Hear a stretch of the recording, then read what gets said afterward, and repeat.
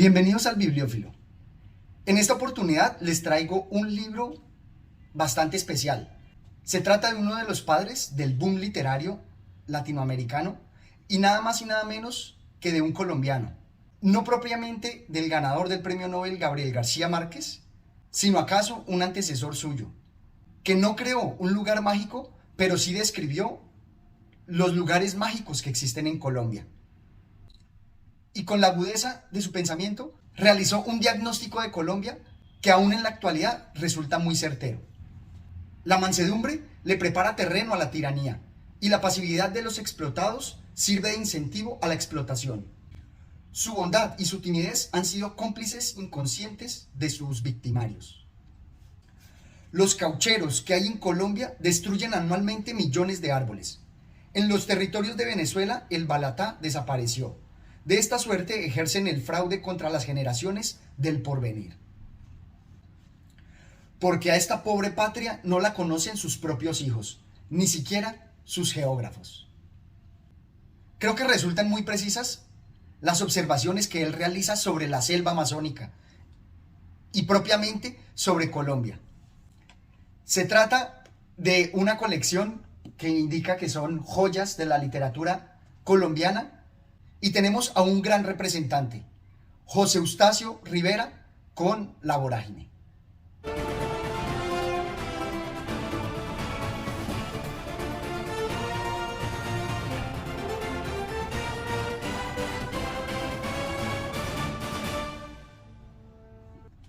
El libro nos presenta una historia de amor de fondo, una historia de amor poco común porque también incluye celos, incluyen los sube y baja de una relación que no propiamente está basada en el amor, al estilo platónico y caballeresco, apasionado, pero sí un amor, una vinculación de seres en el destino. Nos dice, la adversidad es una sola y nosotros seremos dos. Y es que el protagonista, Arturo Cova, va a hacer un recorrido épico, mostrándonos los paisajes del Orinoco, por el llano, hasta llegar a la selva amazónica. Y aunque sus razones no sean propiamente virtuosas, vamos a ver que sí son muy humanas. Todos estamos sujetos a esas mismas pasiones. Y lo más interesante es que a través del desarrollo de la trama nos presentan los distintos negocios que existen y que existieron en los llanos y en la Amazonía. Uno de los negocios más emblemáticos ha sido el de las caucherías, que se nos presenta en este pasaje.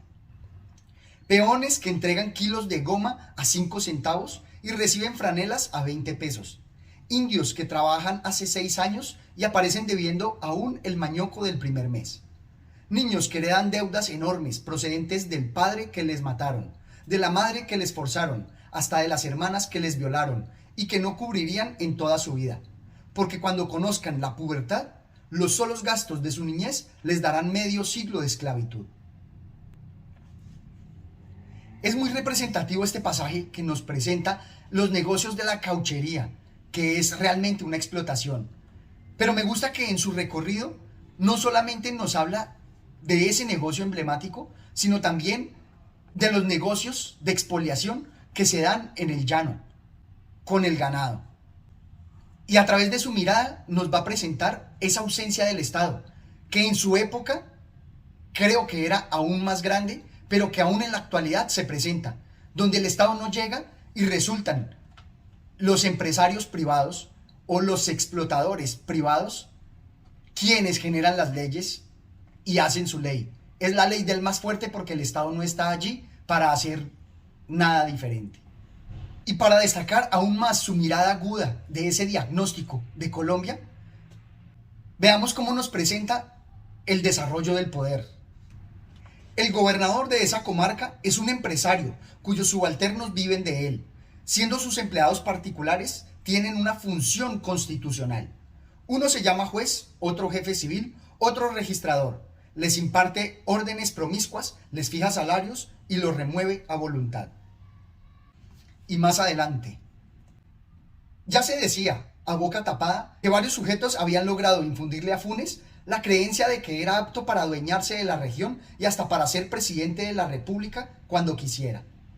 No resultaron falsos profetas los de aquel augurio, porque jamás en ningún país se vio tirano con tanto dominio en vida y fortunas como el que atormenta la inconmensurable zona cauchera cuyas dos salidas están cerradas.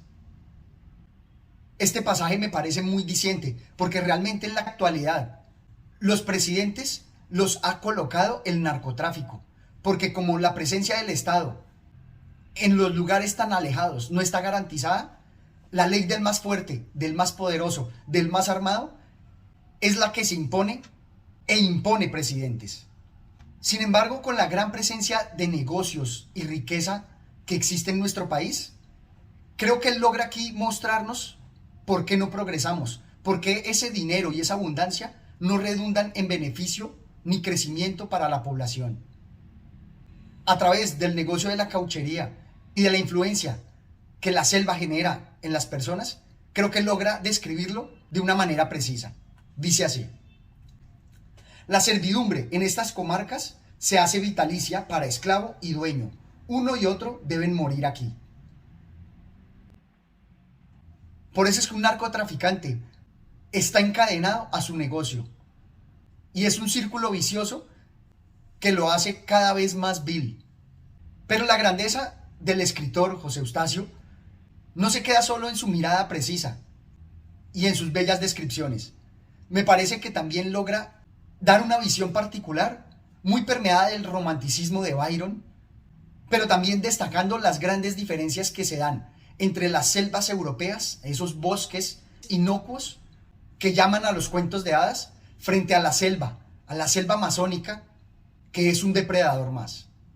Dice así: déjame huir, oh selva, de tus enfermizas penumbras, formadas con el hálito de los seres que agonizaron en el abandono de tu majestad. Tú misma pareces un cementerio enorme donde te pudres y resucitas. Quiero volver a las regiones donde el secreto no aterra a nadie, donde es imposible la esclavitud, donde la vista no tiene obstáculos y se encumbra el espíritu en la luz libre. Me gusta mucho su expresión porque, como les digo, me recuerda mucho el romanticismo de Byron, pero también nos marca esa diferencia que hace que Latinoamérica tenga una concepción diferente de la europea, porque el trópico es mucho más agreste, es mucho más difícil. Asimismo, como lo indiqué al inicio, este es uno de los padres del boom y se pueden ver las trazas de su influencia en varios autores. Por ejemplo, con respecto al problema de los indios, como lo veíamos, que desarrolló Miguel Ángel Asturias, o las crónicas que desarrolló Germán Castro Caicedo en Perdido en el Amazonas, por la gran relación que tienen, no solamente en el escenario, sino acaso ambas historias sean reales. O la más diáfana y directa que se me presenta con la inspiración que tuvo que haber sido para Mario Vargas Llosa en El sueño del Celta, que también visitó la selva amazónica y las caucherías, y de alguna manera también me representa esa equivalencia con el personaje francés que cuentan en esta historia. ¿Acaso sea el mismo celta que nos habla Mario Vargas Llosa? O también las trazas frente a las metamorfosis de los indios, como lo veíamos en Alejo Carpentier. Nos dice así un indio: cuando el reclutamiento de la Guerra Grande me vinieron a coger y me les convertí en mata de plátano. Una vez me apañaron antes de acabar el rezo y me encerraron en una pieza y con doble llave, pero me volví hormiga y me picurié. El reino de este mundo de Alejo Carpentier evoca situaciones similares donde los indios se metamorfosean para escapar. O también me gustan muchísimo las escenas cinematográficas que él nos presenta, que me recuerdan mucho a Kill Bill, en el momento en que hay un desmembramiento y se ven los chorros de sangre. O luego de una pelea, una trifulca en el río, debido a una herida, son incitadas las pirañas y acaban con uno de los antagonistas, de forma similar a como se ha visto en varias películas de Hollywood. O esta otra escena, que si no la han aprovechado aún, deberán tenerla en cuenta por el gran poder que nos presenta de la fuerza de la naturaleza en la selva. Un temblor continuo agitaba el suelo, cual si las hojarascas hirvieran solas. Por debajo de troncos y raíces avanzaba el tumulto de la invasión, a tiempo que los árboles se cubrían de una mancha negra, como cáscara movediza, que iba ascendiendo implacablemente a afligir las ramas, a saquear los nidos, a colarse en los agujeros. Alguna comadreja desorbitada, algún lagarto moroso, alguna rata recién parida, eran ansiadas presas de aquel ejército que las descarnaba entre chillidos con una presteza de ácidos disolventes. Qué talento para representarnos esa escena, qué forma de transmitir sentimientos y de lograr descripciones contundentes, muy bien logradas. Los invito a que lean esta gran obra, se dejen envolver por esa selva y esos llanos con los paisajes tan bien logrados que nos logra representar José Eustacio. Y también esta obra puede ser un referente para ponerle un poco de picante cuando visiten la Amazonía. De alguna manera nos puede generar la advertencia de que no nos dejemos digerir por la selva. La selva trastorna al hombre, desarrollándole los instintos más inhumanos. La crueldad invade las almas como intrincado espino y la codicia quema como fiebre. Algo que todavía me parece muy actual, puede que no con las caucherías, pero sí con la deforestación que se está produciendo en la Amazonía, donde los seres humanos, con ese afán de codicia, están talando los árboles y acabando de tajo con la maravillosa selva.